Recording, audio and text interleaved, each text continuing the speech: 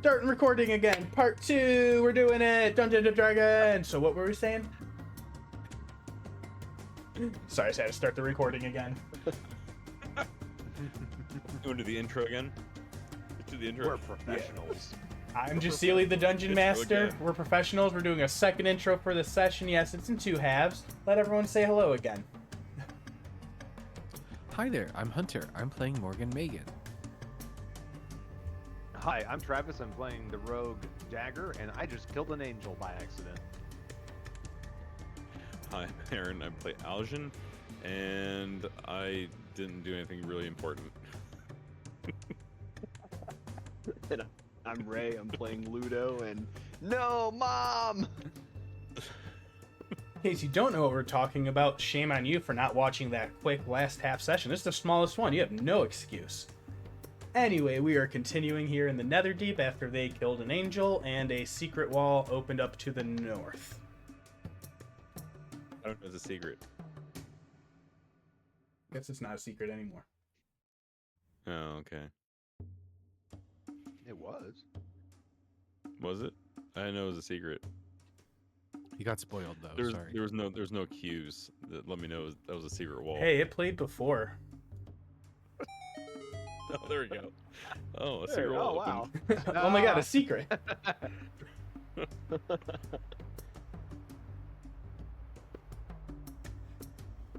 Do you all go that way or do anything else? See that small lapping sound of the waterfall down at the other end of the chamber where Peregrine was situated.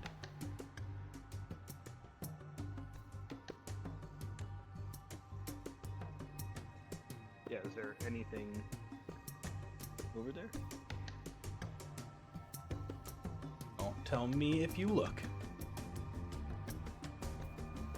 Judging by the I'll go sound with- that we heard, there might be something in or beyond the waterfall. They like to hide things back there, don't they? Me take a look. I can swim through it pretty Don't easily. think she was a troll. She's a troll. I'll jump in the water. How deep is it, like, in this point? Is it deep, or is it like waist Ankle deep. ankle? Okay, so all right. You hear I'll, like, sound, swim you go up into, to it. up Yeah. into it. Yeah. As you approach, you hear the waterfall, you see it. You're not feeling the mist, the spray of water as you get closer, that cooling refreshness as water is, aerosolized. But as you get closer, you realize it's illusory and you can see through. Also, to help give more of the choices, here is this wall up north that is opened up from that entrance. So, secrets All right, now uncovered. Yep. He'll poke his head out the waterfall and be like, "All right, now waterfall. It's nothing really. It's not even water. It's just magic. There's a door back here, or a room back here. You want to go back to it, or up north by Morgen?" And then I walk into the door. I ask the question, and then I go in. All right, so we'll see what Aljin sees. Mm-hmm. You walk through the water, the illusory water, and enter into this enormous submerged grotto as tall clumps of white seagrass sprouting from the sandy floor. Looming above you, a little bit halfway through. I'm just going to show you, but you're going to stay where you're at. You see looming above you is a red moon pockmarked by craters. You sense great fury emanating from it. Spaced around the perimeter of the moon, resting among the seagrass, are 3 stone altars, carved with the symbols of Exandria the Changebringer, Corellon the Archheart, and Sehnine the Moonweaver. Each altar has an inscription carved into it, its top, and then it has a ruidium spear leaning against it. Okay. Put you back there. Yep.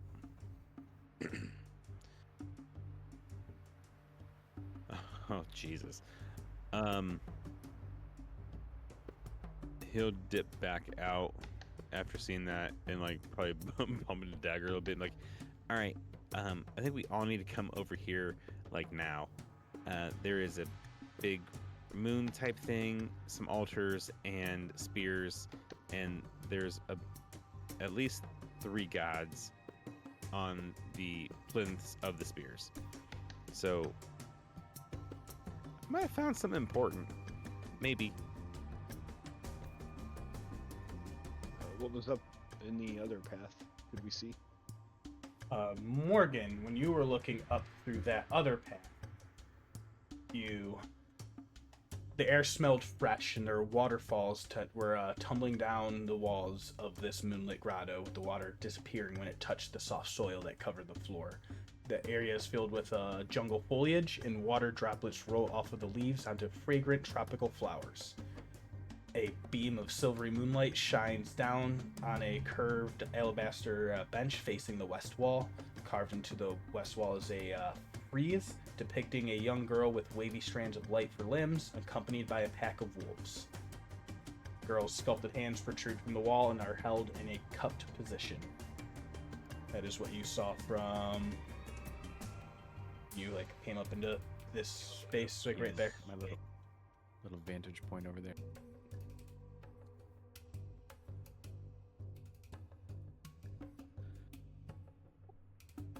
I would kind of walk down that way and be like, I don't know about this room. The one I just passed seemed much more pleasant.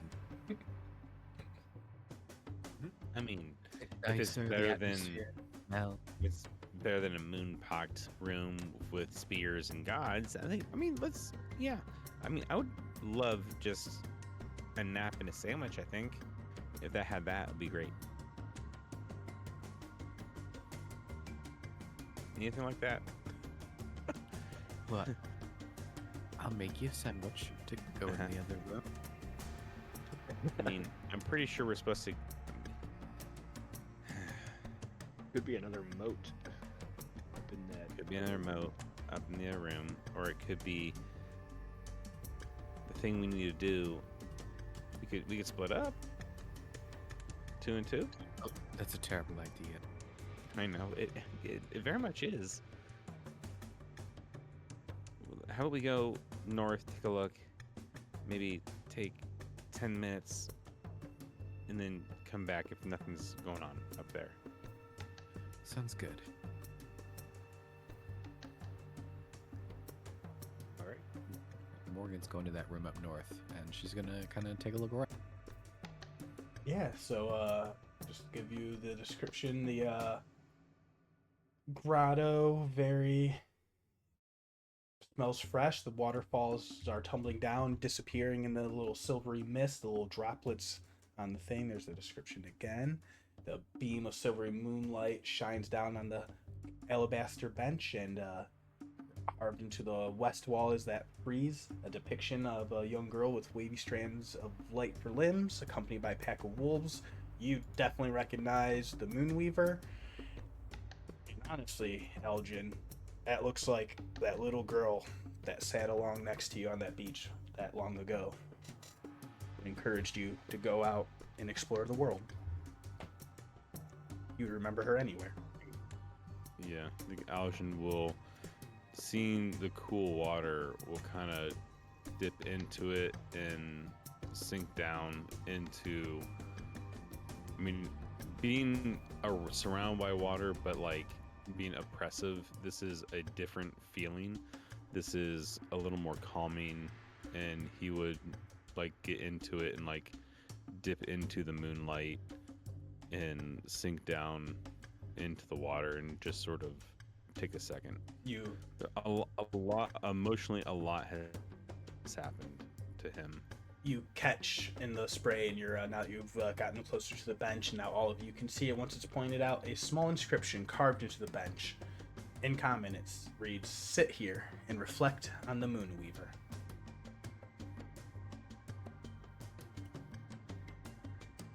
All right, he would do that. If he saw that, he would do that.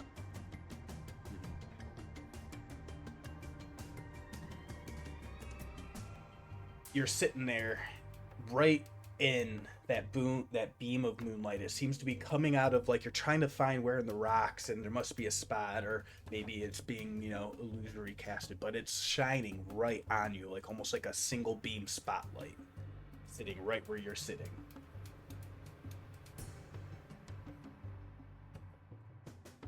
And again, you see the bench, and it reads, "Sit here and reflect on the Moonweaver."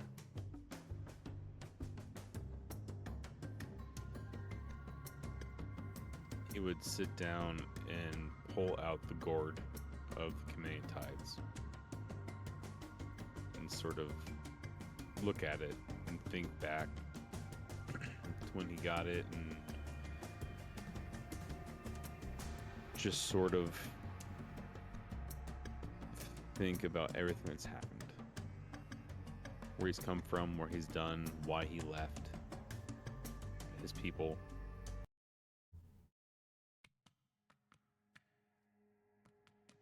And that's it. Are you doing anything with the gourd?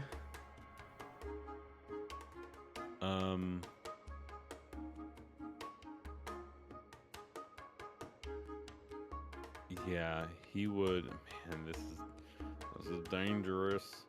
This is dangerous because he does have the Reading spell focus, which he keeps on himself, and he sort of changed those two out. Like in the magical world, he unattuned from the gourd and reattuned to the Iridium. But he's taking a chance right now. He's going to unattune to the Iridium and reattune to the gourd, because things have kind of went wonky in his life, and he's trying to go a little more straight, and he's trying to go a little more where he remembers, and that's what he does. He's going to keep the Iridium on him, but he's going to unattune to it, reattune to the gourd. Do you have any other Ruidium item attuned? No. Nope. As you pull that out, the gourd, it catches that beam of moonlight as you're holding it up, and it starts to reflect, and you see that beam start dancing wildly across the room. But you sit and you focus and meditate on it to try and reattune to it, and that, holding it, you cup it closer to you, and catches the beam of light just in a way that it reflects over back onto the depiction of the Moonweaver, the moonlight reflected upon her. And a couple things are going to happen. First thing that happens is a small orb mote of pale white moonlight appears in the sculpture's cupped hands. Another fragment.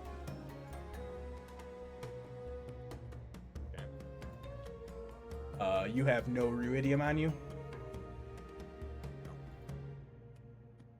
I mean, I have it, I just am not attuned to it. Yeah.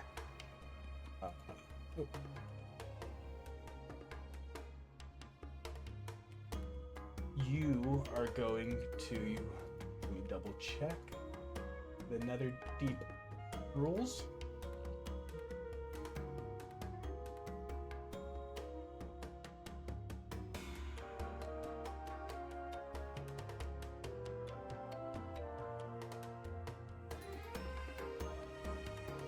The Netherdeep is a supernatural abyss, and the water pressure in it is so intense it exerts pressure on creatures beyond anything most mortals can survive. Creatures not native to Netherdeep take 10d6 force damage at the end of every minute they spend within the Netherdeep, unless they are wearing or wielding an item infused with Ruidium, for which this purposes would be attuned, or have Ruidium embedded in their bodies.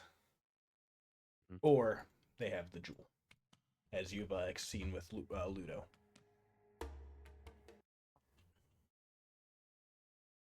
You feel like you have a minute before the pressure starts crushing you. Um, Sorry, I'm creepy That's fine. songs.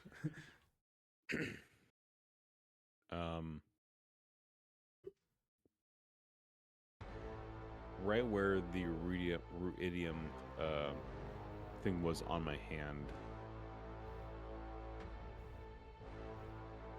I kind of focus on that because I'm in corruption. I think you told me to take the corruption feat Mm-hmm. already. Yes, so you do have ruidium in your body. Okay. So All right. you start frantically worrying and you feel it, but then you feel that pulse run through your veins and give you that. So you feel as long as you have corruption within you, that will be fine. Who knows what will happen with that once it continues. He kind of reaches down and sees it on his hand spreading again, and he will cover it up and do what he did before and not tell anybody it's there and kind of just hide it a little bit as he's mentally talking sort of to the Moonweaver at this point. You all see that mote of light appear in the cupped hands.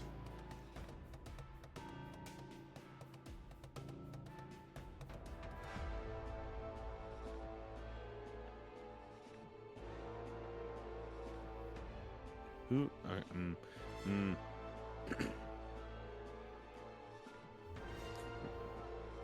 Him sitting there seeing it, thinking of it, kind of praying a little bit, will stand up and start going toward it because it's the Moonweaver, and that's been his source like for a while. He's sort of backed away from it for a while and sort of tried to dip away from the Moonweaver and his religion a little bit, and now it's sort of calling him back. So he will go toward it. Do you go to absorb the mote? Yes. You already have a mote, correct? Correct. So you go to absorb the second mote. This one is... Yes. You feel like you can absorb it. Just... Do we once we pick up these motes, like you're saying, we absorb them? It's not like an actual item that we're taking. Like we wouldn't be able to like transfer it. You feel like you're starting to focus on this energy, because who all has motes right now? I do. I do. I think Morgan's the only one without one. Yeah. Mm-hmm. You feel this welling up, the energy, the benefits, the drawbacks. You feel like you can absorb multiple. You feel like they can be transferred between people just with some concerted effort.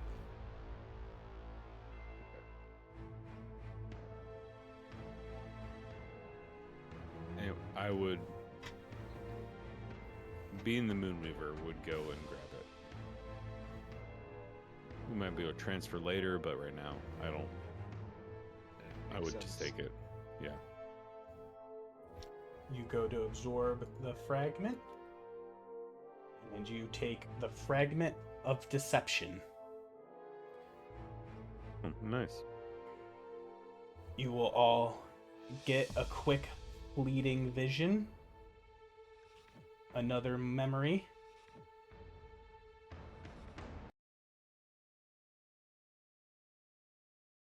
You see, bleeding heavily, this warrior limps through a burning battlefield towards a wailing child. She screams when she sees him. He flinches, but he picks her up and carries her towards the remnants of civilization in the distance. Another small jump, another image fading, another memory. Close to sleep, huddled beneath a tree, cloaked in a ratty blanket, this warrior they've come to know as Elixian runs his finger along the edge of the Jewel of Three Prayers, finding some comfort in its familiar shape.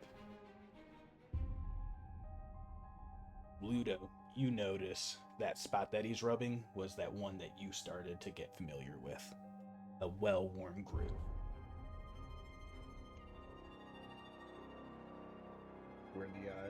Is that where the imp was? And you notice it doesn't look the same in this memory as the one that you got used to. And now that that imp is gone, your jewel looks closer to what his is. But that groove's still there. But like, as if there was something that filled in that spot, so you never realized there was a groove there that whole time. Until just now that that illusion has been dispelled. You see the next memory. During a thunderstorm, the warrior bellows, "Why, Avandra? This is not the change I seek. Tell me why I walk these steps." The roar of the storm is all he hears in response. He rakes his hands through his hair. "Tell me!" You see these moments, these fleeting memories of pain, suffering, and just trying his best.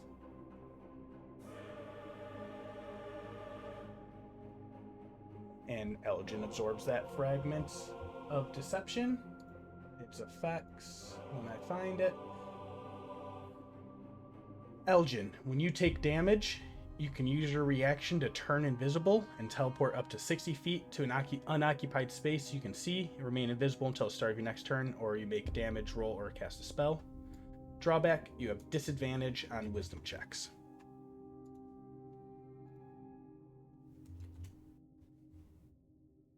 There's it posted for you.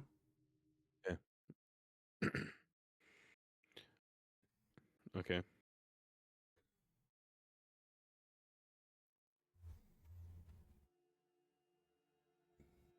And that's that. You just have those, cast those fleeting images and memories absorbed into you. And Morgen, you've been watching all of your allies absorb these little orbs.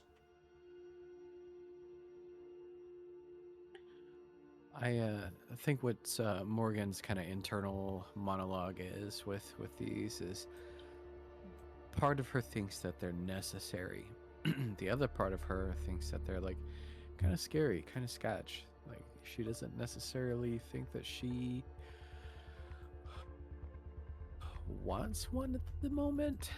But she's also kind of second guessing herself as like something bad might happen to her if she doesn't have one, or if the group doesn't have enough of them by the end of this.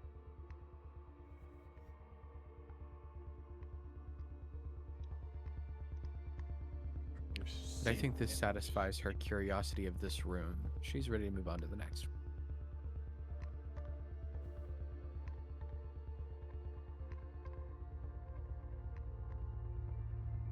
You all make your way back out of the grotto with your reflections.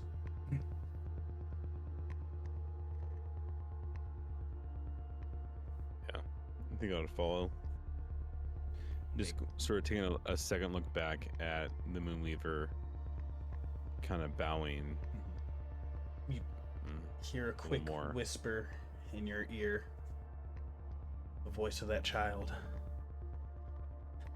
"I'm sorry.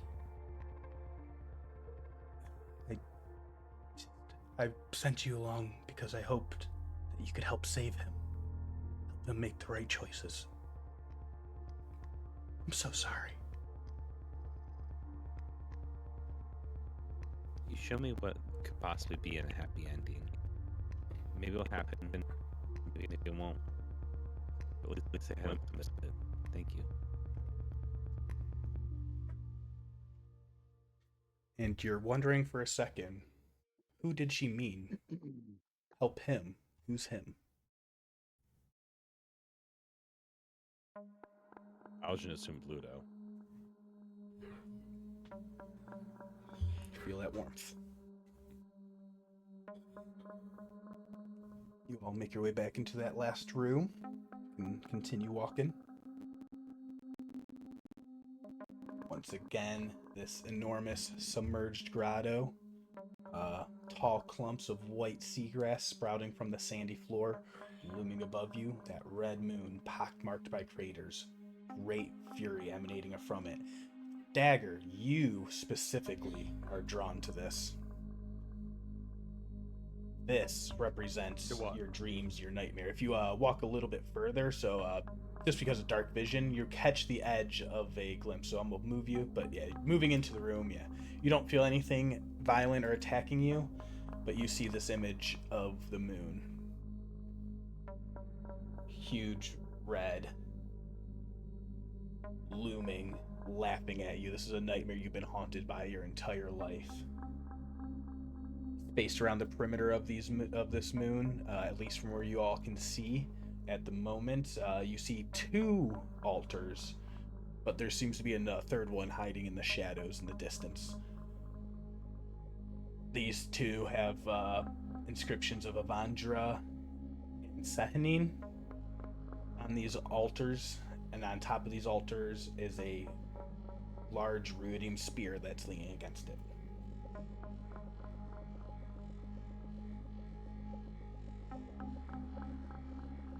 This area represents the culmination of Valixian's dreams and hopes, a world in which ruidium could be destroyed. You feel energy begin to buzz and well up surrounding this moon. Now there are colors that begin to swirl from the surface, forming 3 layers of shimmering energy: an inner layer of bright vermilion, a middle layer of rich maroon, and an outer layer of crackling purple.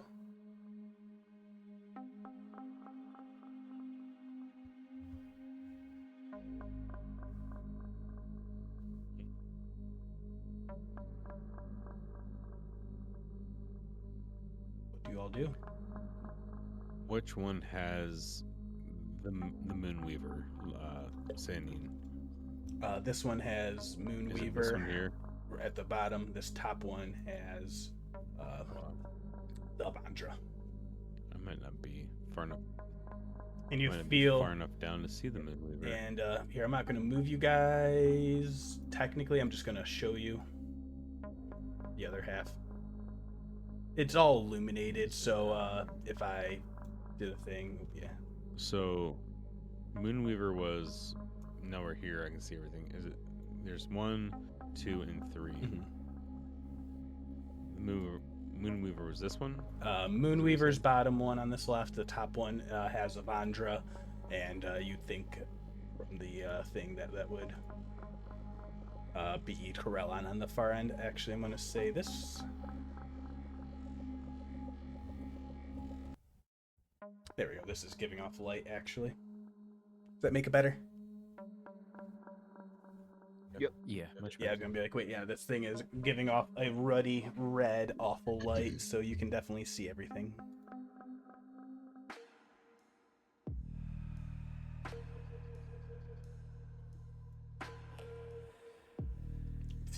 Like there's different gods here. I'll approach the Moonweaver plinth and just You stand said there for a second. Is there a spear at each one? Is that what's sitting Yes. on top? Yeah, spears on each one. As Aljin goes to move up and grab that, I need everyone to roll initiative. Oh, Damn it. Way to go! I mean, very impulsive creature.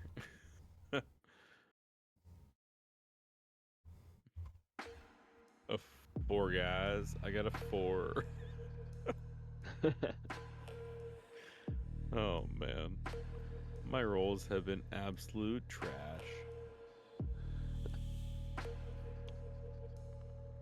I'm below the cleric. I don't want to be below the cleric. I want to be above the cleric. Is everyone in? Your test rolls were good. I had the 1. I had the 1 good test roll. Okay, sorry. This was in a special place. Let me try and get it back. These are impossible. I had them aligned and then I had to move them for initiative. You guys get it, right? I'm sure. Yeah, sure. 3 beams of energy surrounding it, each one a different color. Dagger, you get to go first. This is So the I see these moon. 3 Yeah, sorry. Go ahead. I see these 3 altars. Each altar has a little raised dais on it, and there's a spear on that dais. When Aljin went to touch one of those spears, did anything happen? As he goes to pick it up, this energy starts humming, and you see whatever this effigy of the Ruidus in this room is, it is alive and angry and going to start lashing out. I can feel that. Yes, you can intuit it. This has haunted you in your dreams. This is the exact vision of that the moon takes when you have nightmares about it trying to kill you. So I've seen this in my dreams.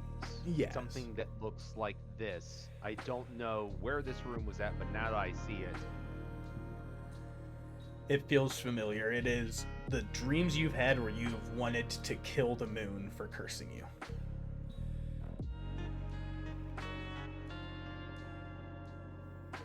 And how did I go about trying to do that in my dream? You see these weapons at hand? Be like a pretty good start.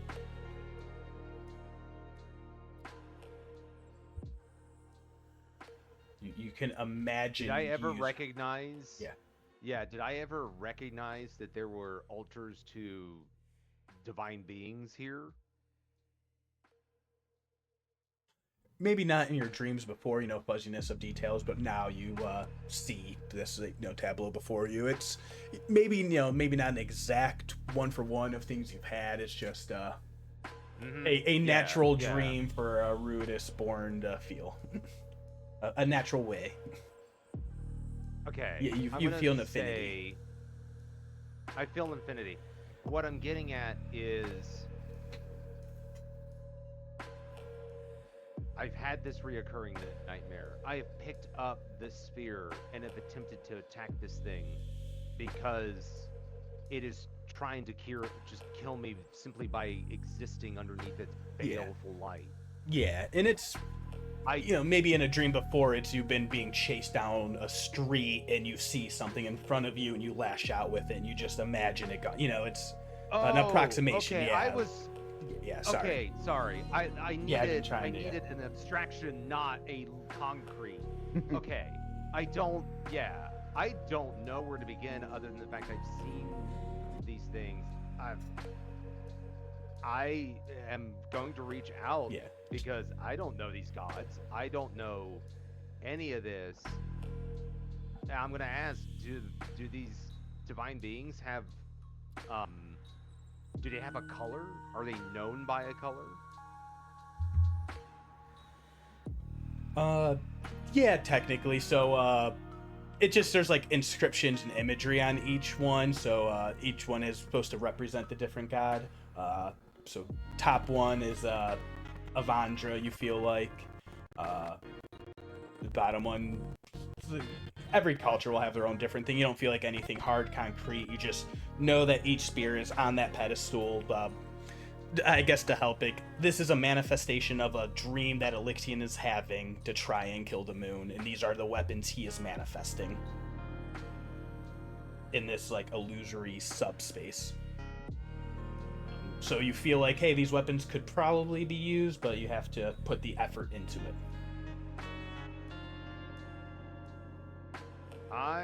Or you can just attack the moon. Yeah, I guess, it's just like a weird abstraction. You can attack the moon as a physical thing if you want. You can, I'm trying to help. I'm sorry. I guess what I'm getting at is that it's not me to be asking these questions. Damn my high initiative rolls. Let's see, 5, 10, 15, 20, 25, 30. That doesn't get me in range. Yeah, the module really doesn't give much besides like, hey, here's the thing that they, here's the room they're in. I'm trying to help I was just confused on the nature of is my dreams this in particular or just not this exact physical dream. Yeah, I was just trying to help give a personal abstraction for Dagger to feel like, oh no, I get this. I hate that fucking moon. It wants to kill me. I'm gonna kill it back. Is the vibe I guess you're trying to feel familiar with? But sorry if I made that confusing. There's a moon here with some spears on some altars.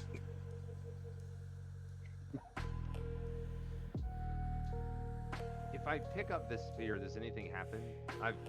Nothing to you immediately. You have stuff you've been dealing with, Ruidium stuff. Interacting with the object won't give any natural, gotcha. You feel like. Okay. You feel like this spear could be used to destroy one of these shield layers. Okay. Unfortunately, I had to actually, I had to dash to get there.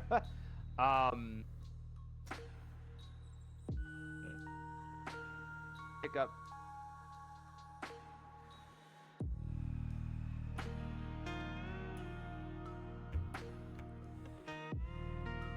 I guess I'll pick up the spear. I can't do anything. I can't like attack with it because I used to dash. Oh Okay. no, I can use that as a bonus. Okay, so Yeah. Okay, no, I can dash with a bonus. I'll pick up the spear and I guess I'm just gonna chuck it at the moon. yeah. As you grab this one, you feel a target aimed at that purple shield barrier, and you just have to imagine trying to describe it or trying to destroy it while wielding it. So you can use that as your action. I have been plagued by this thing in nightmares over the years. Because again, just how I've been mistreated, although I have forgotten so much over the years. Mostly purposefully. This adventure has put me in a space where I've had to reconcile with all that stuff in addition to trying to fight just the path that I was kind of forced on over the years. Because I was just a killing machine. And you do. I was even treated as one on an operating table. So, and it all begins with this damn moon. So I'm going to pick up that spear. I'm not some spear wielding expert, but I know how to throw something. And I just hurl it with all my might at the moon, attempting, while standing where I'm at. And you imagine it, and it's gone. Just sheer rage.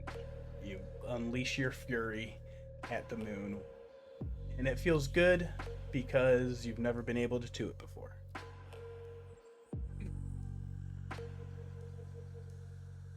Will be your turn. The moon is going to lash back out at you with a mind warp attack. That'll be a 26 to hit. And that will be 18 psychic damage to dagger. Oh,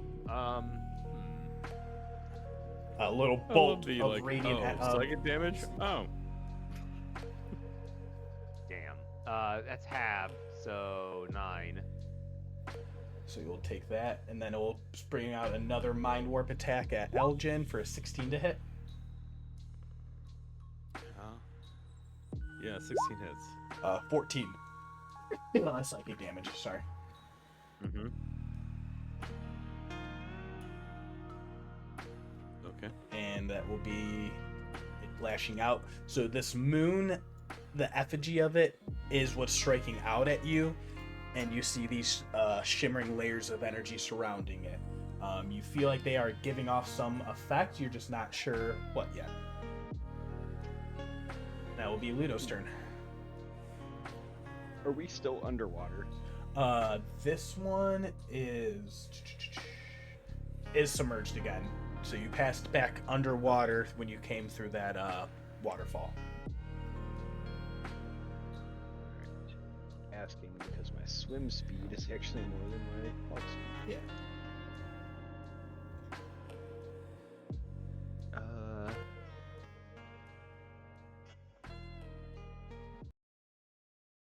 Let me get more. Alright, I can swim all the way over here. And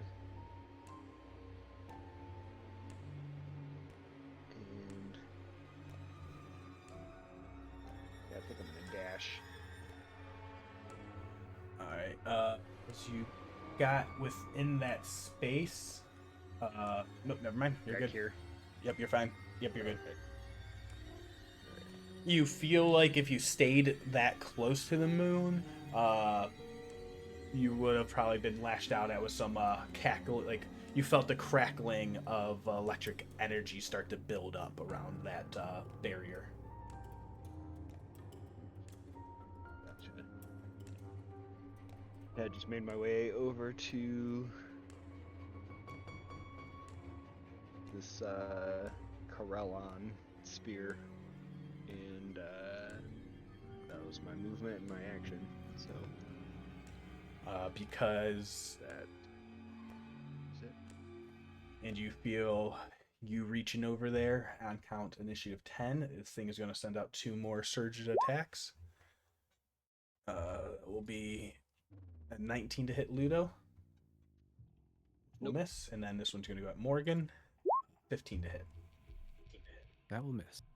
All right, so you both are able to. You're both further away, able to anticipate these little static mental warp strikes that are lashing out at you, and that will be Morgan's turn. All right. Well, it looks like Ludo's going for that one. I'm gonna go for. I'm gonna go for this one. I'm gonna pick up this this one here. This is the Changebringer. Yeah. Yeah. You see Aljin standing there, ready for it as well. And you come up and think, "I got this." Yeah. We'll give it a go. All right. I'll try and attack the berry. Sending one, you grasp the spear and imagine this red moon without its vermilion shield.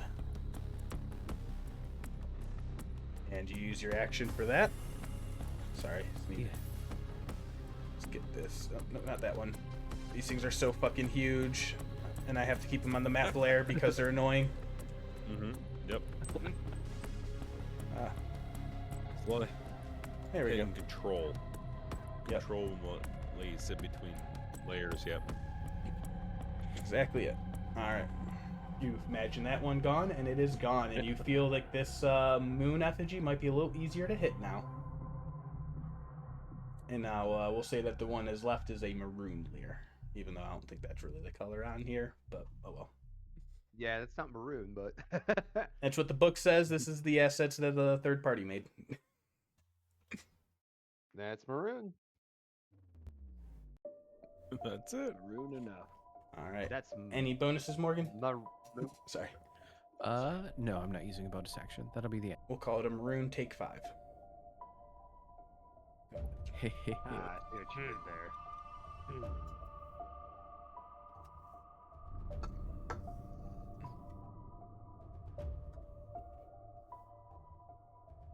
This part of the module is very weird and abstract. But that will be Aljin's turn. Yeah, I'm trying to see if I can get over there quick enough where it makes sense, but I can't. No.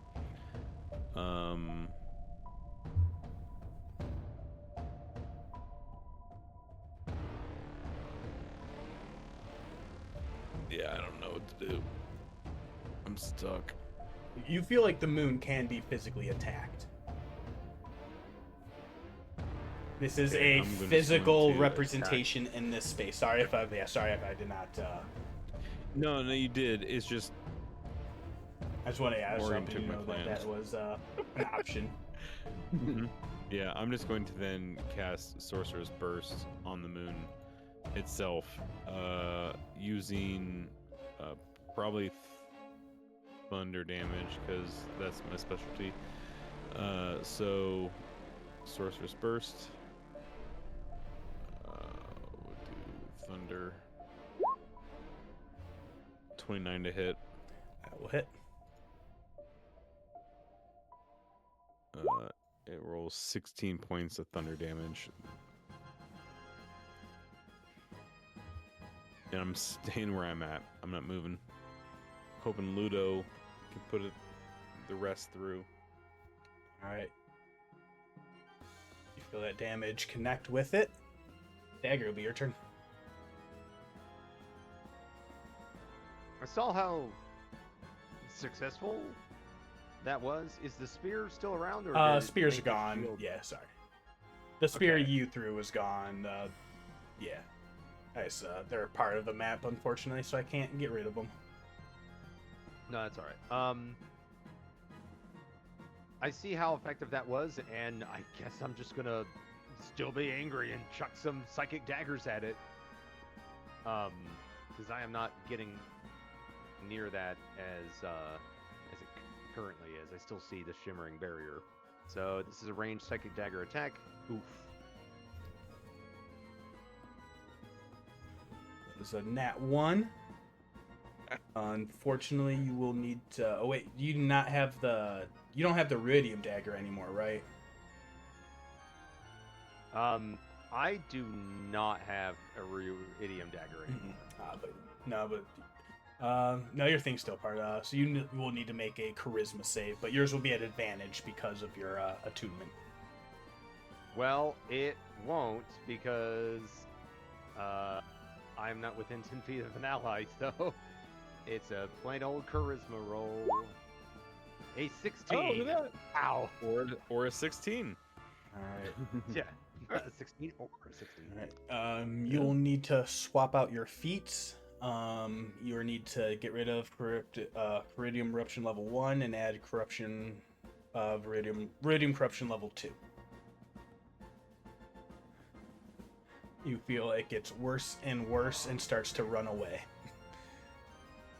This is the suffering that Elixion has faced. What a dork. Sorry, this is dorkish Dork. behavior. So good. That was your action. Oh, sorry. Well, I want to double down. Fuck this damn moon. This is offhand. How about There that? you go. There you go. Alright. For that, I'll let you sneak attack the moon.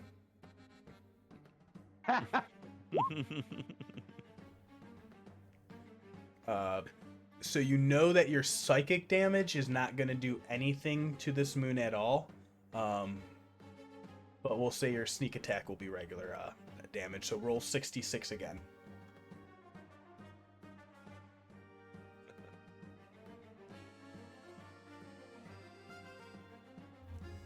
How does that work? A 19.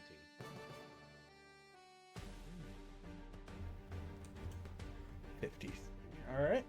Yep. You're lashing out with your fury, and you're trying to deal as much damage to this moon as you possibly can. Anything else? I'm going to see the fact that it looks like this rock behind me is tall enough to hide behind. So 5, 10, 15, 20, 25. I'm going to hide behind this rock. Because now I am a dork. Yes. You go to move behind that, but you're not able to do a successful stealth.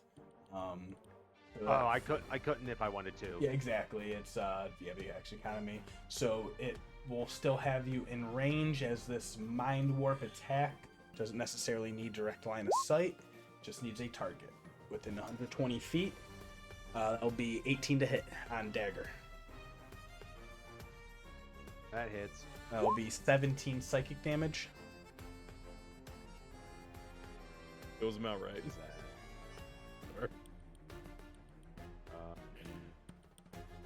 Divide by 2.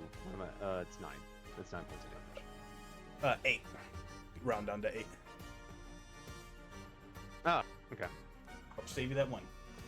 Second mind warp attack will go back at Ludo for 14. We'll miss. Well, All right. Miss. And that is that. That'll be back to Ludo. All right. Yeah, I'll pick up that spear and chuck it at the You moon. heal in this one with Corell on, and you feel like this last allegedly maroon lair will disappear with it. So we're going to do that. And it is gone. Now you feel like this moon has no more protection, no more effects or anything that it can hit you with besides its regular attacks, and you all are just wailing away. Any bonuses or movement? I'll move closer. Close the gap. It's going to send both of its Yep. mind or one mind warp attack at you for 21 to hit. Will miss. Misses. And then we're going to do a good old D4 for the next one. This one's going to be coming back at dagger. 15 to hit. That misses. All right. 2. Morgan, you're up. All right. I'm going to move in a bit. I don't have a swim speed. Okay. I'll give it a shot. I don't know if it can be targeted with effects like this, but we're gonna give it a try because I can't reach it this turn anyway.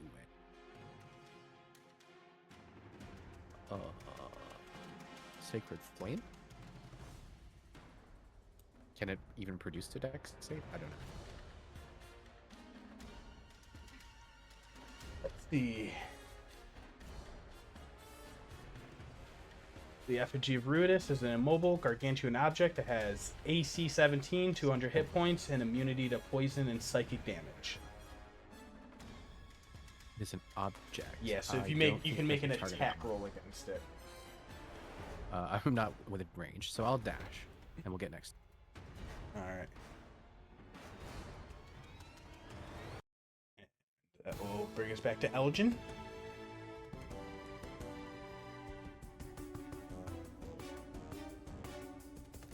I just will stick with what I'm doing at this point. Mhm. Another sorcerer's first again. Thunder damage. That's 27 to hit. Will hit. 8 points of thunder. Oh, hold on. What's a Constitution save? Hold on. I gotta look. I think I hit the wrong thing. I did.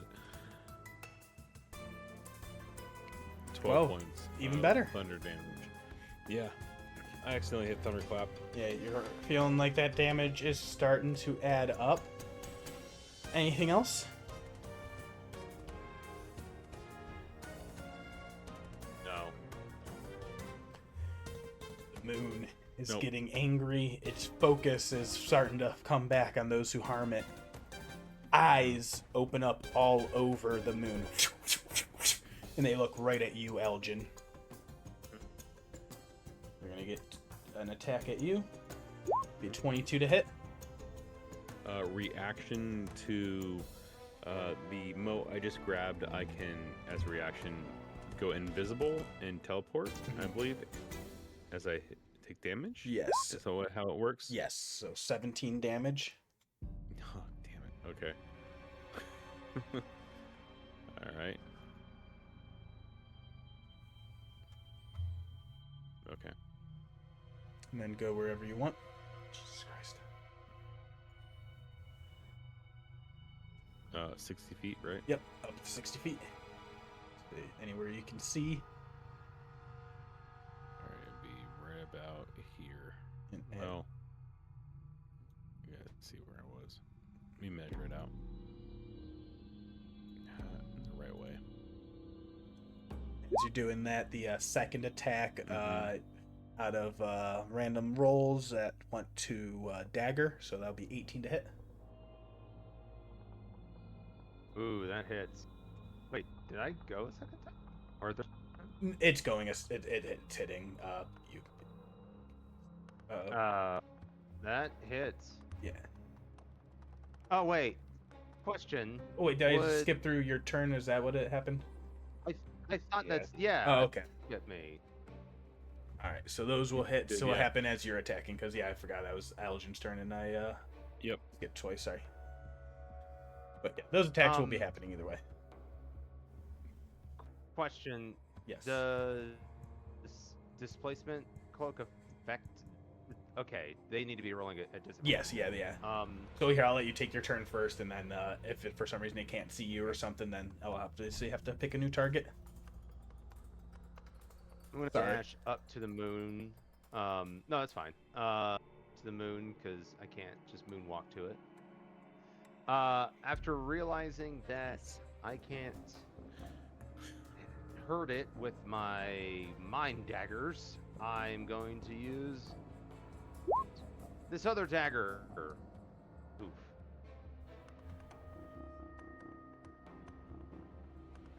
11 will miss. Yeah.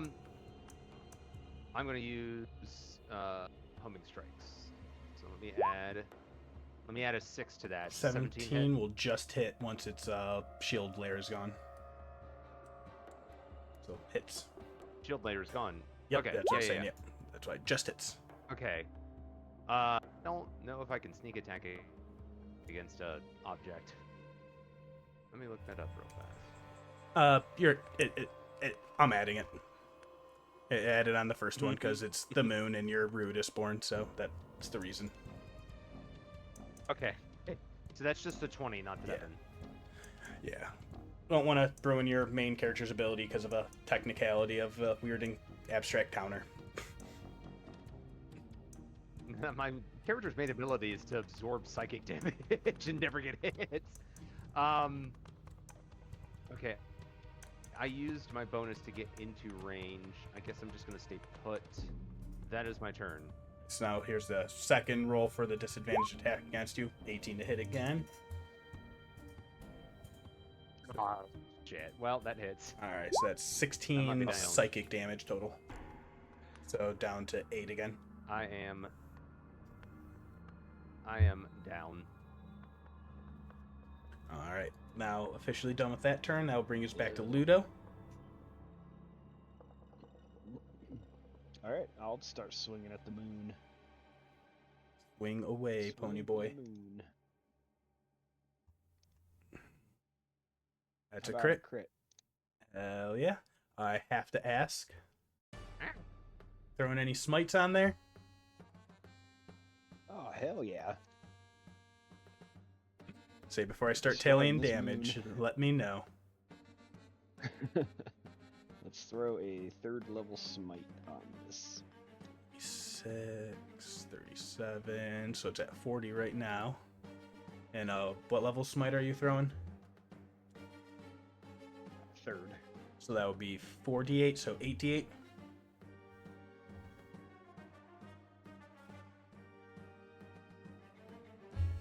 It's a cool 67 damage.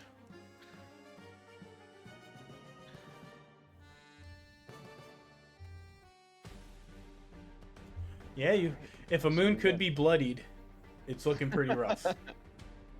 Jesus.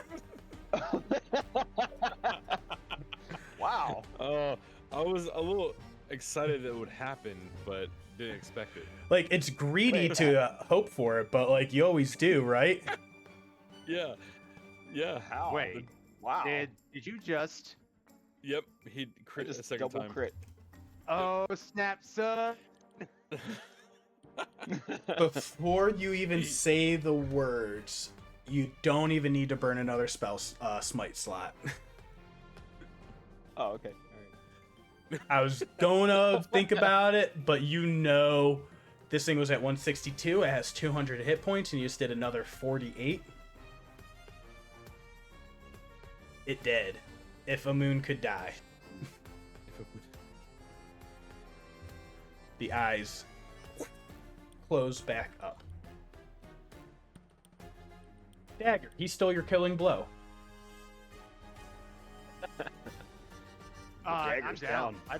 I don't know. I don't register it. You feel like the moon's defeated. Sorry, go ahead. Yeah, it was at Morgan's first chance, she would go heal him. Yeah, I would say before we do anything else, since we are still technically in initiative, that would take us back to Morgan before Dagger's turn. So yes. Right, she'll move up. This will be a 2nd level spell slot. Since he's at 0, it's max, so that's 20 HP.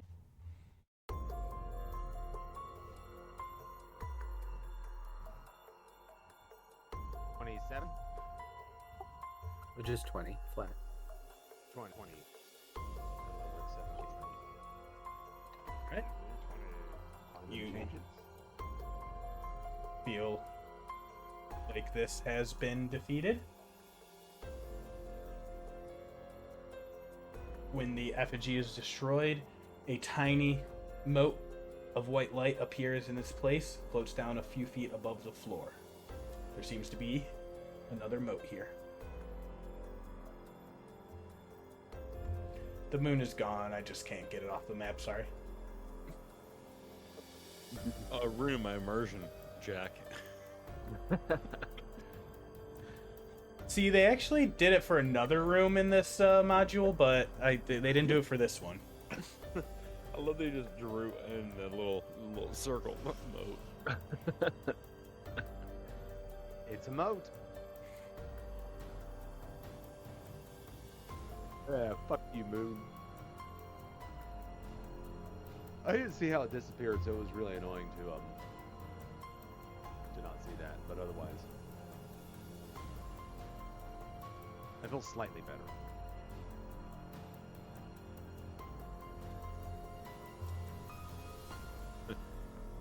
There's a moat over here.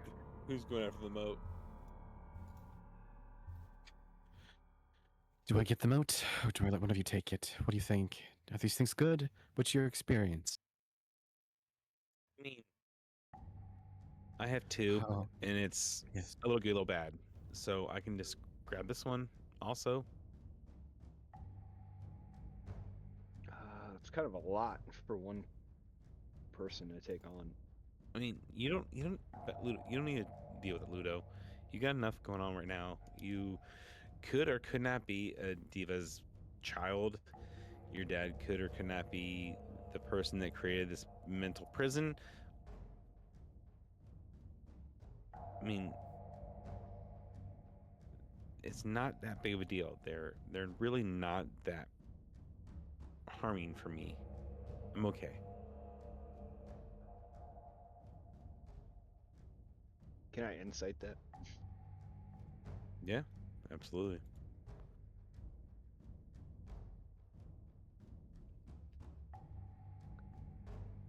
All 19. right, 12 against 19. if you say so. I'll go up and grab it. You go to pull in. This one is known as the Fragment of Loathing. It's my life, my friend. Benefit. When a creature damages you with a weapon or attack or spell, you can focus your hatred on that creature. Until the end of your next turn, you have advantage on attack rolls you make against the creature, but you can only focus on one creature at a time with your hatred. The drawback, you have disadvantage on charisma checks. This period. So I think that means anything charisma, that's a d20 check. Gotcha. So advantage on attacks against a creature that attacked me. Yep. Okay. It just makes you lose your cool a little bit. Mm-hmm. And you feel pretty loaded up on motes. You feel this energy buzzing around within you, all of these multiple effects, and you feel like you probably cannot absorb any more. Yeah. Okay. Like Aljin feels that way, or the whole party feels that Aljin. way? Okay. He gets a little short with everybody. Like, all right, we're good. Let's move on.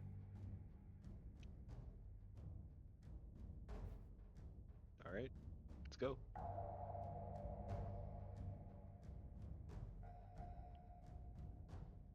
There only seems to be one exit out of the room. I was just scrolling around looking. You're waiting for the special sound, weren't you? Kind of. There does not appear to be. Are there Wait, any secret as you walls? absorb the moat, you all do together get fleeting memories visiting you once again. The last one, the warrior belling Y of Andra.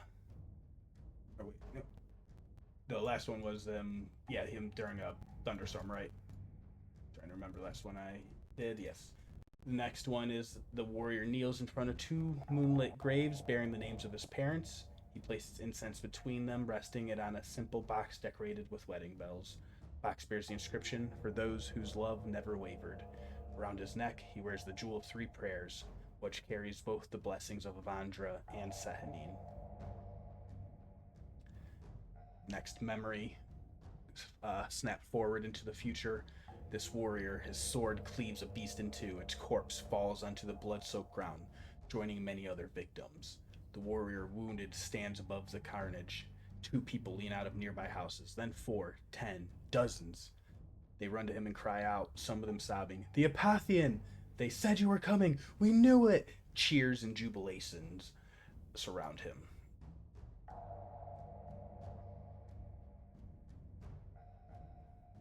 The warrior then kneels before an elf monarch in a different memory in a different hall. "I've heard the most curious thing about you, Elixian," the elf drawls. "Keep refusing the titles I offer you, the land, the riches, the servants." The warrior whispers in reply, "The power to change fate. That's all I have ever asked." You just keep getting these snapshots of images and memories as you keep exploring further, learning more of his life, the memories that haunt him and stick out to him.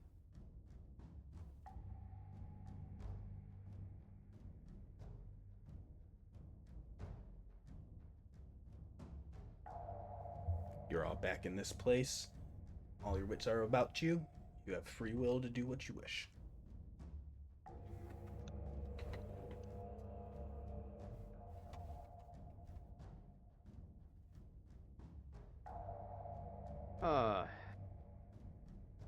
Is it napping one of those things?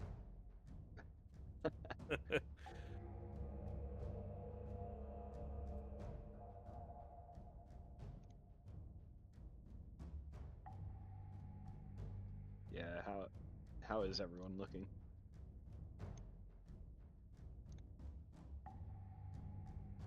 I look tired. Aljin looks, even with the 12 versus his deception, Aljin very much looks tired and beat up at this point.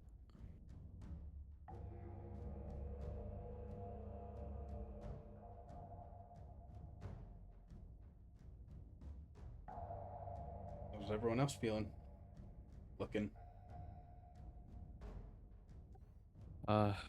Morgan kind of, she's in a weird spot right now mentally. Physically, she's exactly as she was before this fight, but she feels like kind of useless. Like she hasn't really done a whole lot. So like kind of that anxiety a little bit is kind of weighing upon her.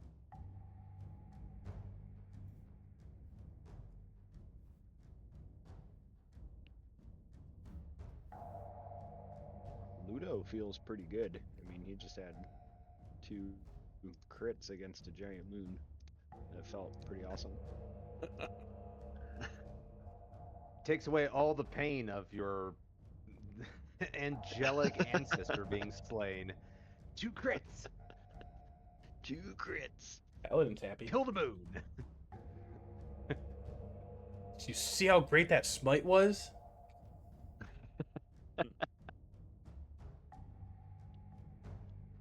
Yeah, you all take a round, take stock of each other, and just this is a toll. This is a marathon. You don't know what else is lying in wait for you, or where else you need to go, or what you need to do.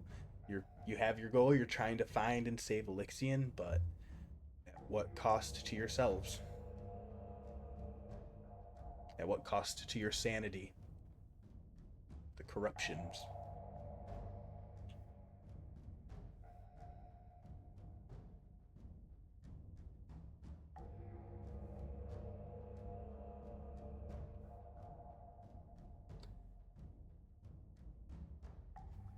What's the plan?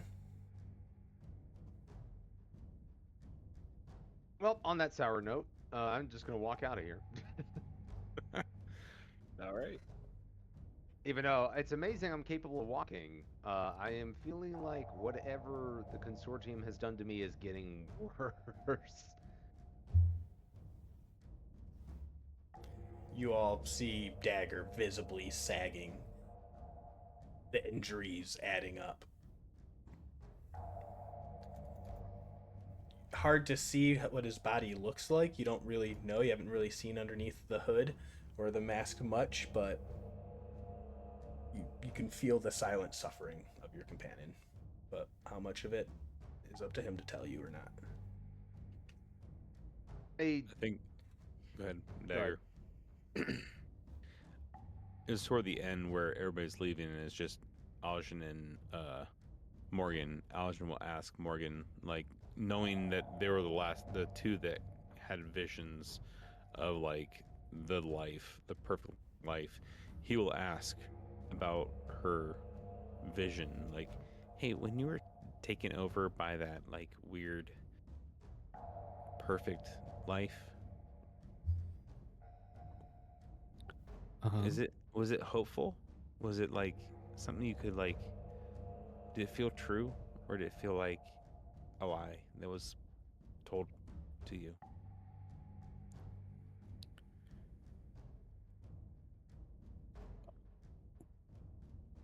From what I can recall, it feels like it's exactly what I want to happen.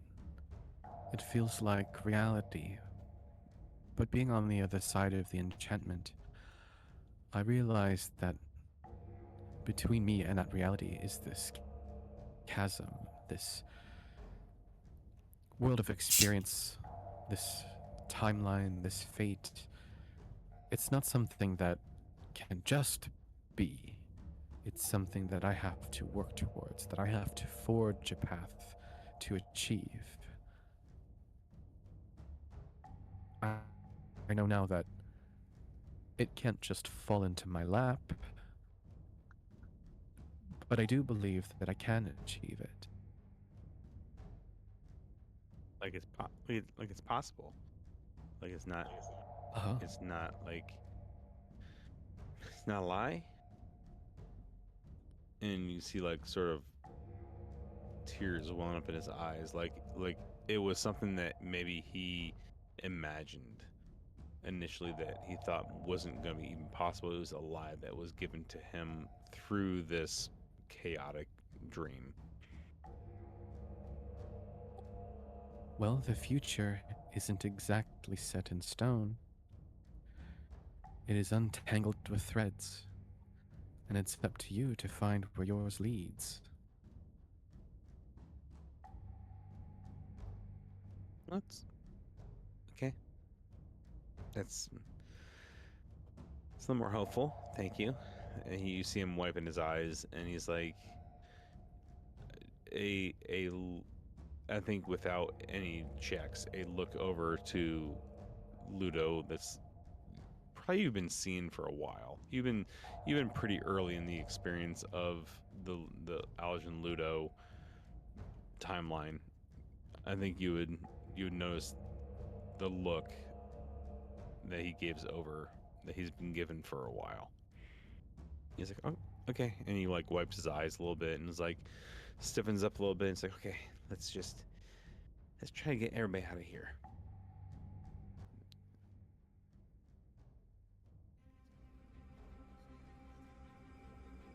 as we start walking back to someplace where there's a different path to go, I turn around to the group and ask, "So you've dealt with this corruption before?" Yes. Yeah, well, these, yeah, yeah. How did you get rid of it? I guess a couple different kinds of ways. Looks at Morgan, and then Aljin thinks of like the time that he locked it away using a spell that's wasn't quite meant for that, but he thinks about the way where it was like a different sort of situation where it was like he could lock away it from a different plane of existence to the time where Morgan literally we all did a ritual. Like there was two different versions of it. He kind of looks at Morgan and is like, we kind of both have, in our own little ways, have dealt with it.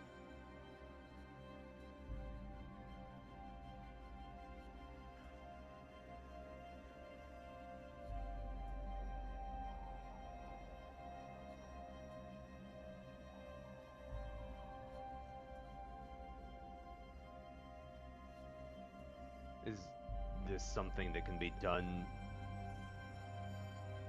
with minimal prep work?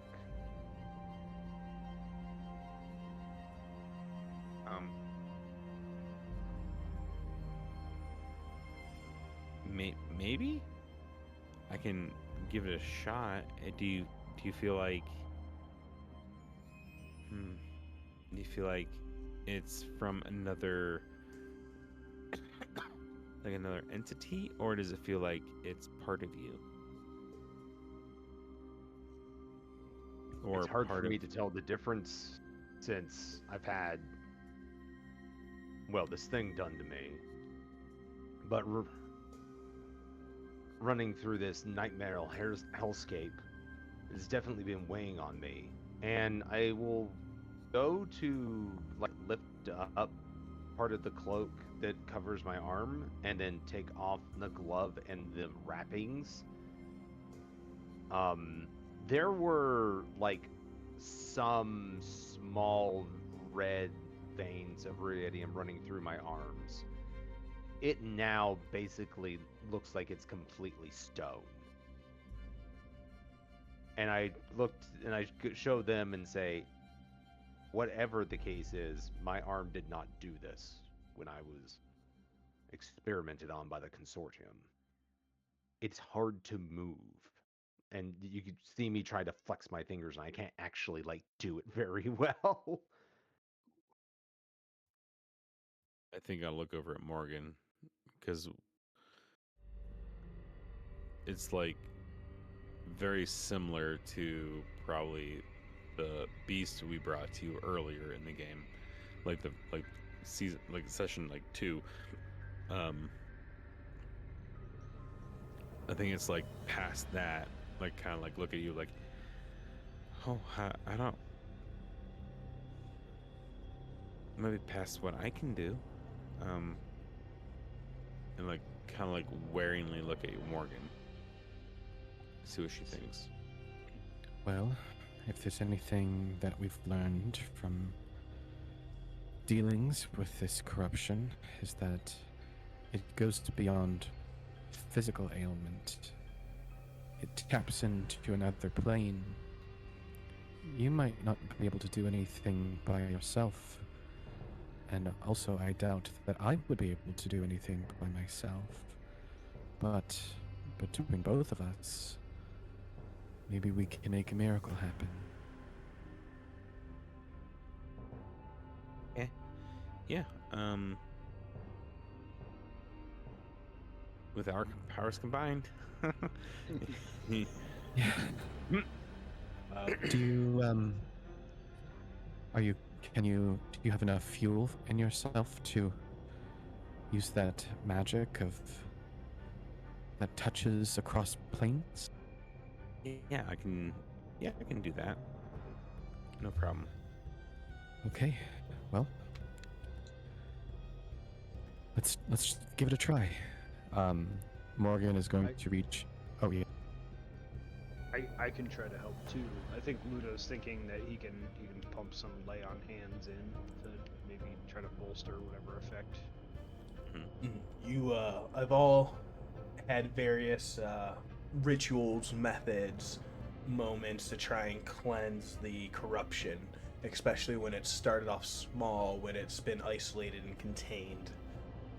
That requires preparation, time, materials, things that are very lacking in this moment. Morgan, I think you would be able to intuit with your natural medicinal skills. You need something that's pretty much the magic of a greater restoration.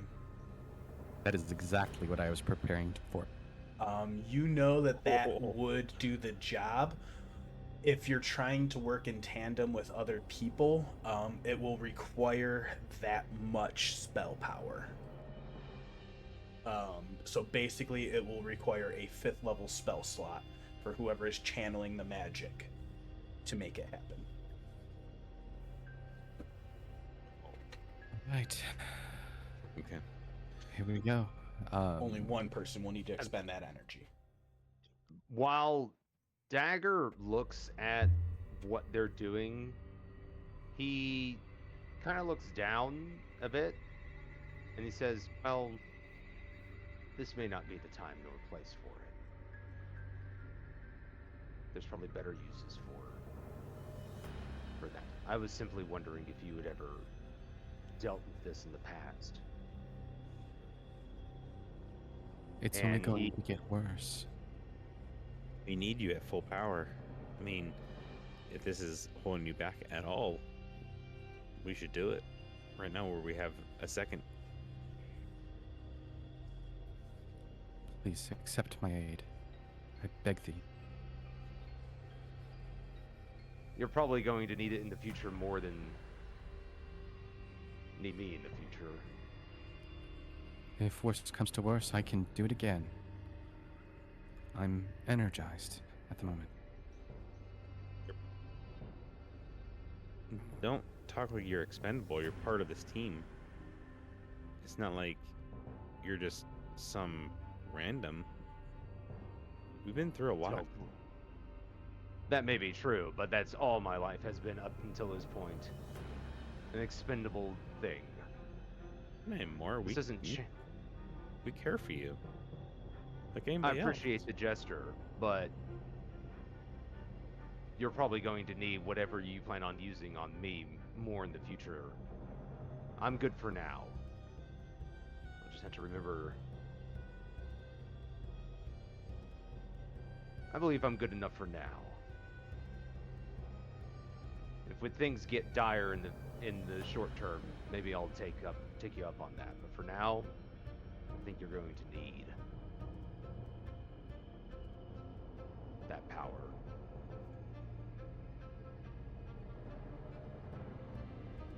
But it's good to know that there may be some way to get rid of this once we're done with this. I simply didn't know if there was a way to remove it. Maybe that's all I need. We've done it before. We can do it always again. try. Should you want us to attempt, let me know. I'll do everything within my power to do so. I appreciate the gesture. That's good enough for now. He finishes wrapping up his arm and slides it back underneath his cloak and looks towards the illusory doorway that got us into this room and says, well, you should probably be off then. Maybe we'll go stab another moon. You know, I had a friend that wanted to shoot the moon before. It was weird. What was he like? She? Trixie, I'm pretty sure it's a pretty she, yeah. Yeah, I'm pretty sure. They, I will go with they. They were nice. They were fun. Chaotic at most points in time. They actually did it. They did. They shot the moon. You all are walking, talking, making your way back through the room of waterfalls. Nothing appears, nothing different than how it appeared before. You all keep going back into that room that was some streets filled next to a bunch of buildings. This yearning for a home that the Apothian never had, that he wished to manifest for himself in this space.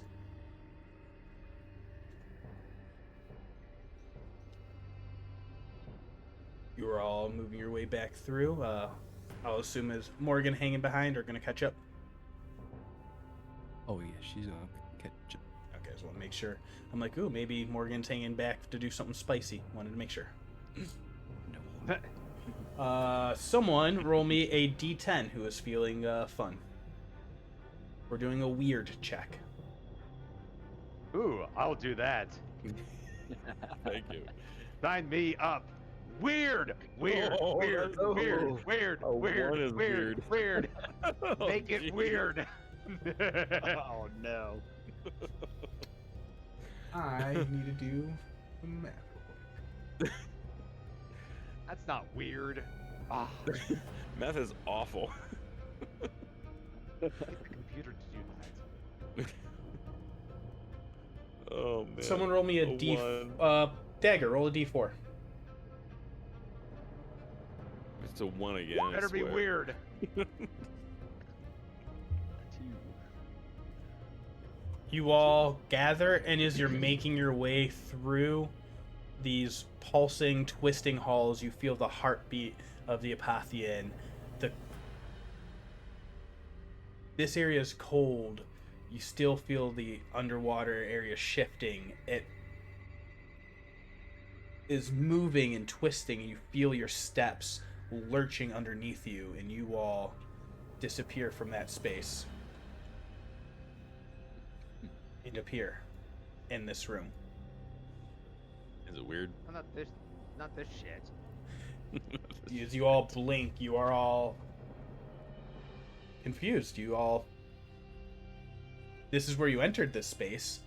This room that is laced with ruidium veins.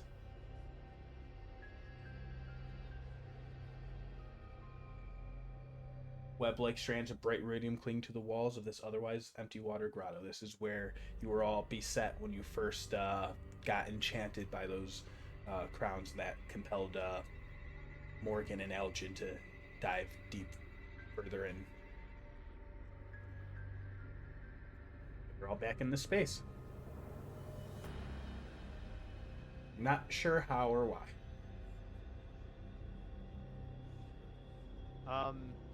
After seeing that, Dagger is going to rush for the bottom room to try to get out.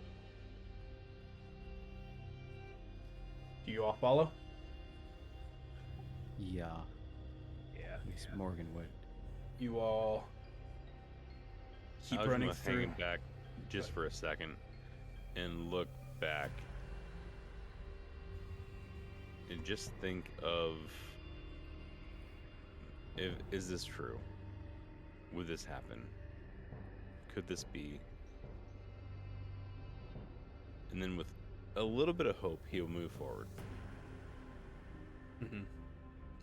Comes and joins the rest. You all make your way down Yeah. through this tunnel that begins into stairs that descend back downwards a little bit.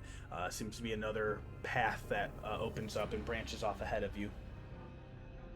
So you're falling down south, and appears where Dagger's at. You can see a path leading off to the left side or the right side at the end of this tunnel.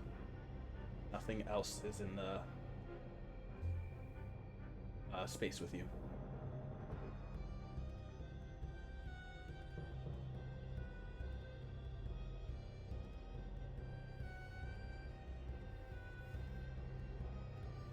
Where Ludo gets up, you can look left or right. To the left seems to be a stairwell leading upwards into another cavern far at the end. To the right, you see this narrow cavern is about 50 feet long with a 10-foot high ceiling and an exit at the far end. The floor and walls are covered in 5-foot thick rippling carpet of thin, pale arms ending in hands that have long, delicate fingers.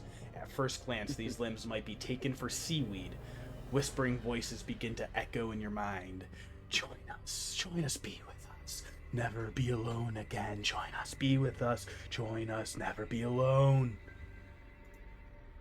Just to help you all. Let's just get the image. Nope. Sure, it sounds great.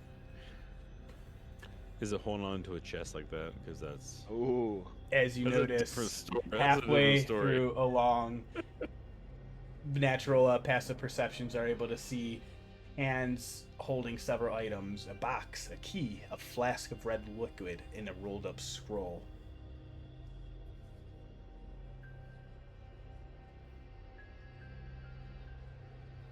Writhing, you hear the whispering still in your mind.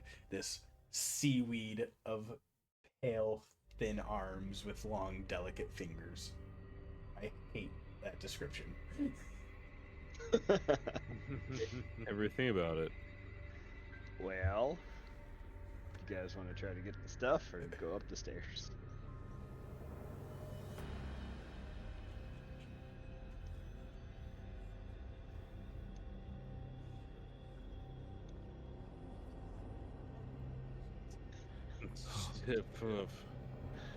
It's a bit goofy either way. Everyone can make a perception check as well.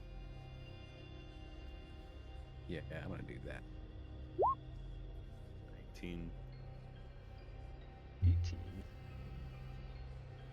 You're just all seeing this stuff at the end. You see the tunnel leads off to somewhere, and there is will take you to somewhere else. There's also that path off to the left side.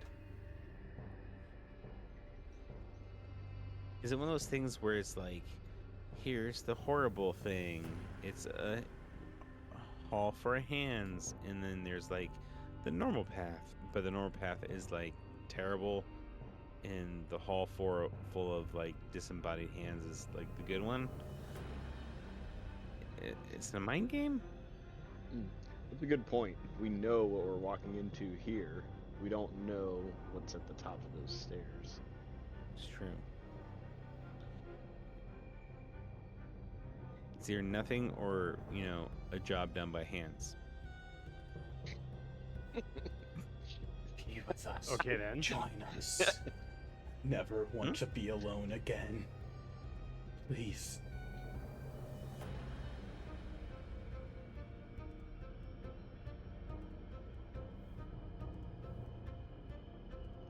Can we just have those items that you have? Do you Ask hands. Yeah, I mean they're talking to us, so. long just to be touched?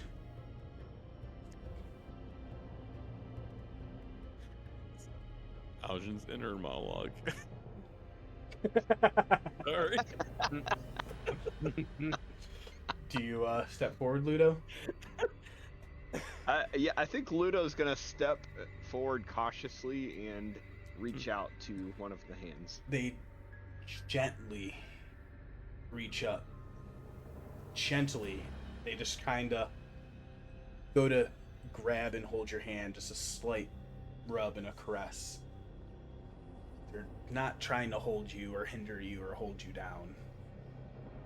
This is just the manifestation of the Apathian longing to feel the touch of another living creature.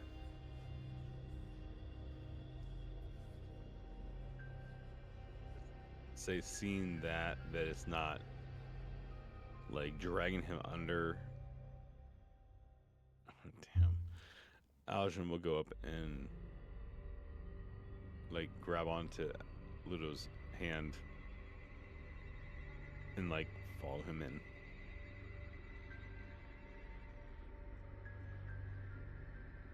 As you all start walking in there, as you go to join Ludo, the first item, the What? closest one, Say, is y'all, a I'll say small two. locked box. Oh, sorry. Bless, sorry. Bless me. Yeah, you see there's a box, a key, a flask of red liquid, and a rolled up scroll. Those are all scattered, kind of scattered across. The closest would be the box.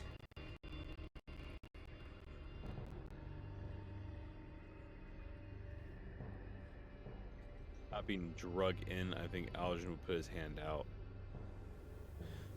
One of the So, hands. Whoever would grab on next.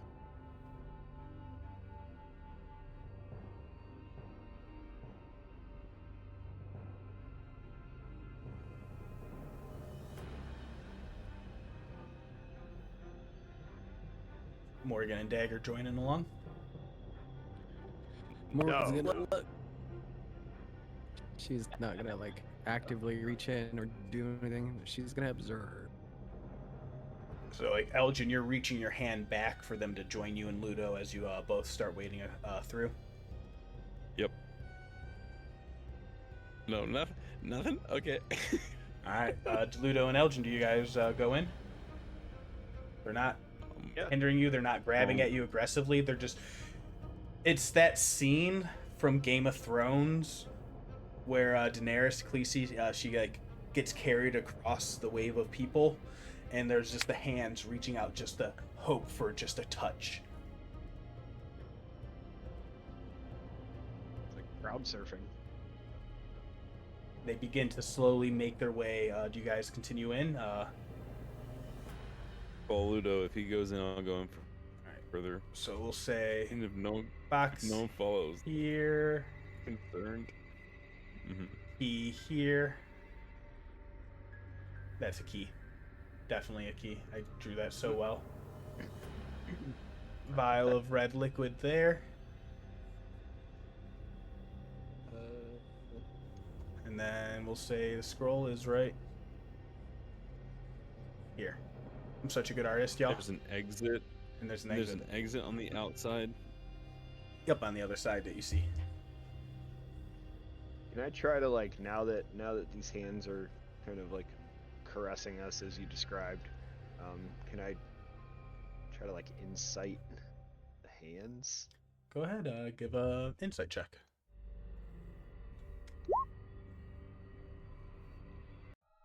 What? Another crit? Oh my gosh. These hands will not know what the harm hands are up you. to. They're not going to be aggressive. They're chillingly gentle. They're just reaching out. This is a person who's been alone for so long. This is the manifestation of his loneliness. And you fought of loneliness, Sorrowsworn before. You see how these feelings, left alone, left unchecked. That's what this chasm, this whole Netherdeep is all of his unbound emotions that he can't control physically coming to form in this subspace abyssal nature plane. But you don't feel like these hands will harm you or hinder you at all. Alright, well I'll just smoothly try to guide myself through. Just to put the picture again.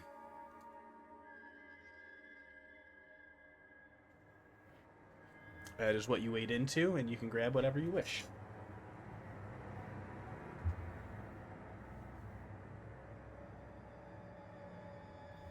Alright. I'll try to get the... I'm assuming the key goes to the chest.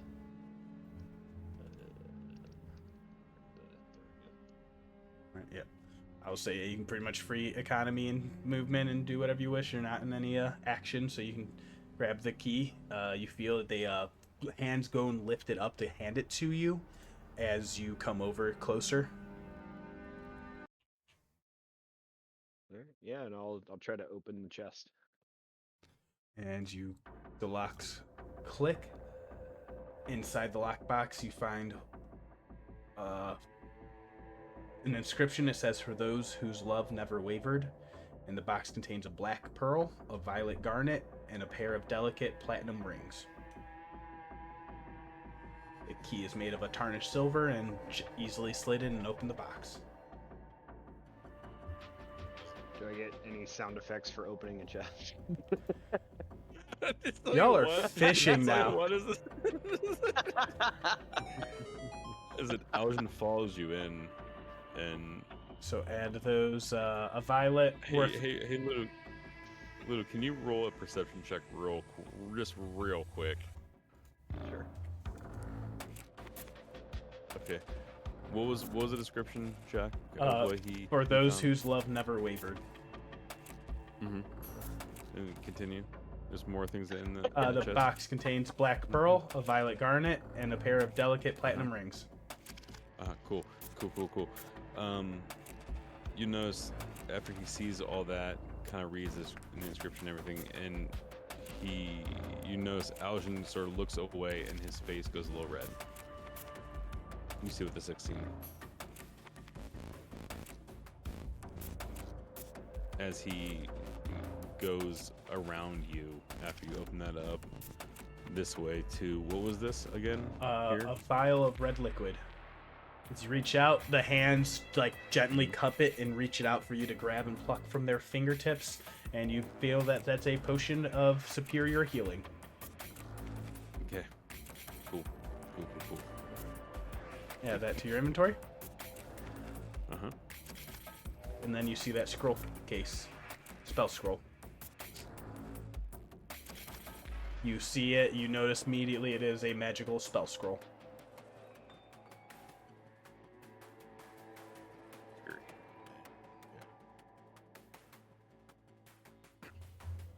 I just sort of went away real quick. Morgen, Dagger, you're watching Looking- all this. looking at that potion real hard.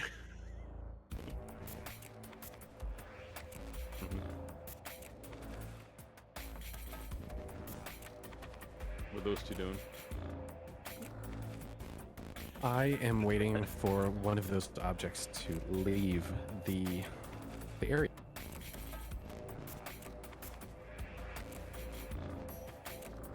So, yeah, I'm still sketch about these hands. I like them. All right, Dagger. I'm just after dealing with the nonsense from the other room. I'm like, okay, just gonna stay here, and watch, and hope it don't go cray. All right, Aljin and Ludo, you're halfway through. You've collected most of the stuff. Aljin would go over to the scroll case or the scroll and grab Give it. me a quick Arcana check. Mm-hmm. Yeah, why not? I've been rolling so great. Clef of Nineteen. warding. So 19. weird spell. You don't know if you can actually do anything with this spell or not. This seems to be a spell of Odaluk's Resilience Sphere.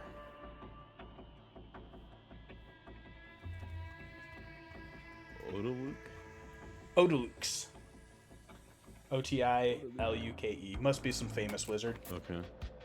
Yeah, I mean. Okay. Available for wizards, artificers, clerics of Peace Domain, paladins of the Oath Redemption. Okay. LOL, sorry, Ludo.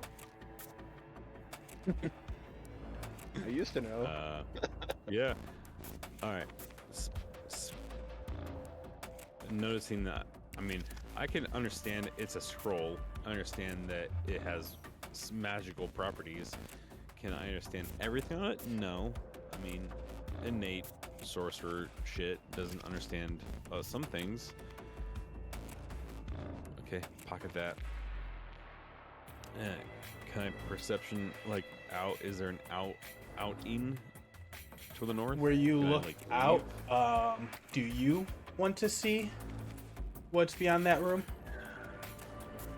I kind of want to see if it's. Yeah. You're just poking your head out. You're not doing anything untoward.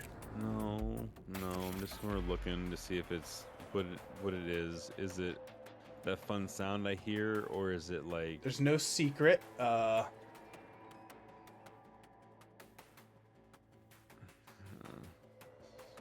you on a different screen? I'm like, yes, I am. Fuck you, Jack. So there's times where me as a DM can give descriptions. What does Aljin see?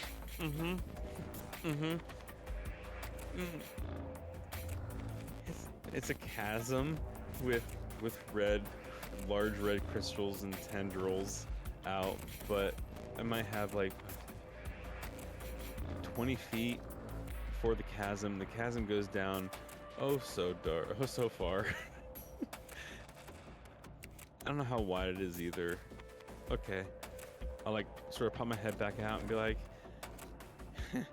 there's a chasm up here with some very large radium crystals and some tendrils that are reaching out. I don't know. There's a Here, lot going on. actually, I need to do one thing. I'm gonna, God. because you can, this room is giving off light, so I need to make sure you're not actually seeing this in the center of the room. Just 1 second. I just needed to bring a token out, and this was the first one I could find. That's great to know. Let's see. Token emits light. We'll say 200 feet. Now, can you see? So you don't see this thing. This I just grabbed an imp token, but that doesn't represent anything at all. Actually, factually, It's just because the crystals are emitting so much light. yeah, Gotcha. it is emitting its own light in this space, and you see this is the heart. You see it pulsing. This immense cavern contains a spherical black mass resembling a giant organ or a cyst that nearly fills the space. Measuring over 100 feet in diameter, it has veins of iridium crisscrossing its surface, which is covered with spiky protuberances that retract and elongate as the sphere pulsates. Boom, boom, boom, boom, boom, boom. Hey, what you got up there? And you feel your motes pulling you forward.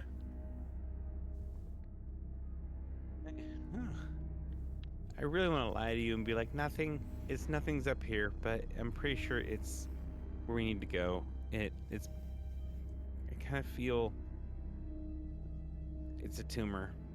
It's iridium tumor. That's what it feels like. Does it It's a look big- like it's something we can deal with? Yes. Okay. I don't know, man. At this point, maybe we've done with a lot of shit. I mean, no, it's huge. It's gigantic. Maybe. I mean, I've dealt with you and some people that've killed crazy things. I've been with a group that's shot the moon. This feels oppressive. Does Ludo come and join him? Yeah, he would.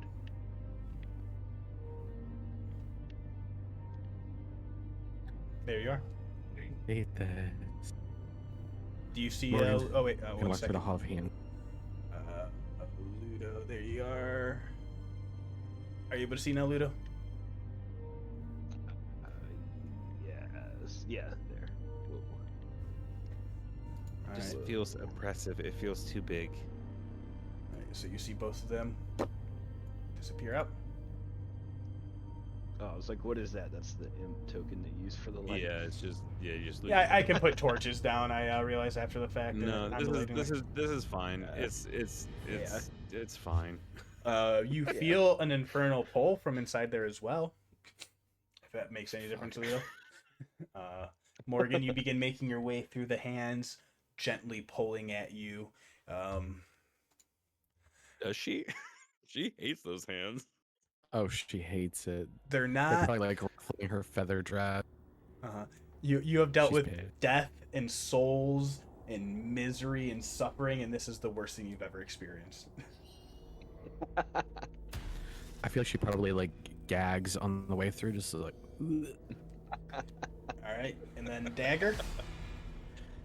The choice is yours. Is there a way to? Is there a way to just swim above them? The Hall of Hands appears to only be about 10 foot high, I believe. Yeah, about only 10 foot high, so the arms are able to reach off in like a few feet in every direction. So if you're swimming in the exact center, they might still be able to brush you, some of the longer ones with their elongated fingers. It's awful. That was a terrible, terrible sentence. I hated all of it. If you close your eyes, it's You just like swam seaweed. into this room. No, that's awful. You Oh. you swam into this. Does Morgan join them in the next room? I swim to hands, not elongated fingers caressing your movements. Terrible. I'm just gonna move you up one, Aljin. Bring Morgan over. Yeah. All right, I'm doing it. I hate it. How? I Yeah. hate this. It is taking everything in my power not to smack them back, but I figured that if I do that, that's going to cause bad issues. I'm moving. I am moving. And you join them. Boom. All I'm Bring- saying is, we got explicit art just to showcase those horrible hands. Yes. And they expected us to walk into them willingly? This module is wild for a few reasons. This might be the worst one. That was wild. You all make your way. You are now in the Sanctuary of Despair. You know what you must do. Morgen, you feel like you cannot enter without a mote.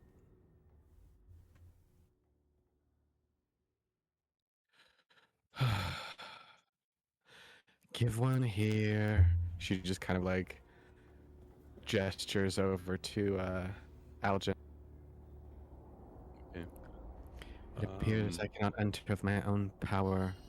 I suppose I need to borrow those from another. I will give her the one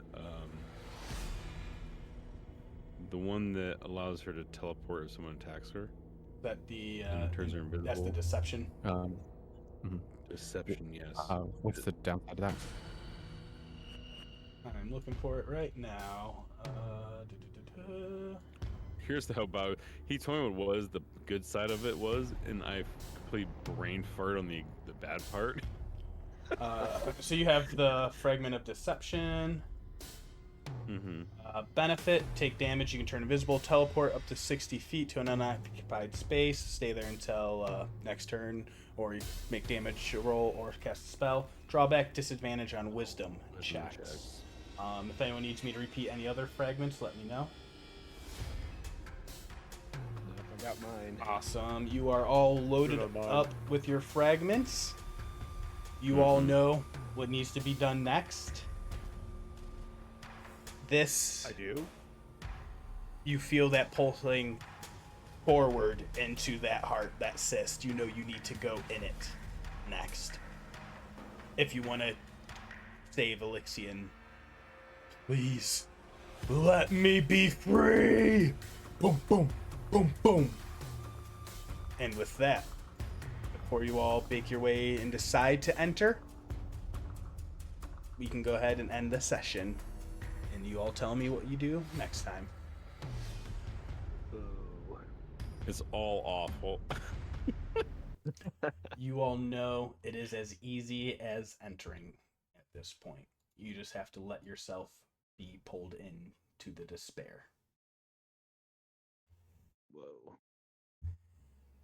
And with that will be the final confrontation, and we will officially begin the final chapter, the final encounter. What this means right now, all of you determine what your level up is. Oh shit. Whoa. You all get a level up Wow. as you go to enter the Sanctuary of Despair, the core, the heart of the Netherdeep. I thought we just did that. I'm not complaining. Just stating. I take it back. No, we're good. We're cool. We're cool. We're cool. Just, We're cool. just take his back. He's the only one complaining. Right. Yeah, take his back. So I'll give you up until the next session to make those decisions. We'll make those rolls at the beginning of that time as you all make your official level ups. That should all bring you to 12, I believe. Mm-hmm. And this is the beginning of the end.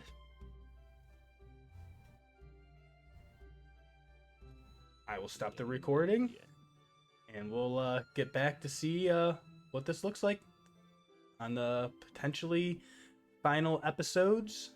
Of the Netherdeep. Thank you all for joining and watching.